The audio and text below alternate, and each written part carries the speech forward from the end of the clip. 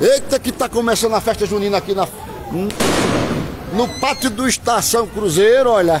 Hotel Estação Cruzeiro já recebeu aqui, tá lotado hoje. Não tem vaga mais pra ninguém. Olha a fogueirinha aqui. Vamos falar com o gerente tá acendendo a fogueira. O gerente aqui é pau pra toda obra. Tá acendendo a fogueira, gerente? Vamos sim, daqui a pouco é tudo. Tá lotado o hotel, tá lotado. Lotado, graças a Deus. Lotado, graças a Deus. Olha aqui, ó, o pátio do forró. Pesqueira, Pernambuco, Brasil, Mundo. O restaurante você já viu, tá lotado, né? E amanhã, todo mundo vai conhecer Pesqueira, a história de Pesqueira com o Chico do Fuxico. Aqui, ó, que coisa, que bem. E tem churrasco também, é? Tem. Por conta do hotel. Por conta do hotel, milho assado. Por conta do hotel, milho assado, churrasco. Olha lá os ônibus, tudo na porta. Os carros ali lá dentro do estacionamento. Já mandou tirar o carro ali, que aqui é o pátio do forró. Vambora. Até logo, meu povo. Até logo, gerente. Valeu, obrigado. É isso aí, gente. Vamos embora agora. Vou pegar o carro e ganhar a praça.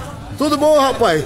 Tá de volta. Amanhã nós estamos juntos, se Deus assim permitir, viu? É bom, irmão. Tá me conhecendo de chapelão. O Fuxico, justamente. Olha, é festa grande, viu?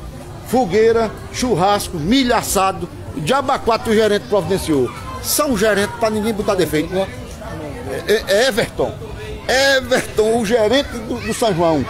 Dizendo que no carnaval vai fazer melhor do que isso. Mas ficou bonito, a ornamentação ali. Eu tava aqui. Sim. Gostou? Tava aqui desde que dia já? Chegou hoje, né? Eliano. Tá com o grupo de Eliano, né? Pois amanhã vamos repetir todas as histórias e pouco mais. Tchau, até amanhã, se Deus quiser. Tchau. Eita, vamos embora, menino. Eita, que é São João. Feliz Natal. Não é São João. Até logo, irmão. Eita, quase eu passo errado. Quase eu passo no passo errado. Fechando Hotel Estação Cruzeiro.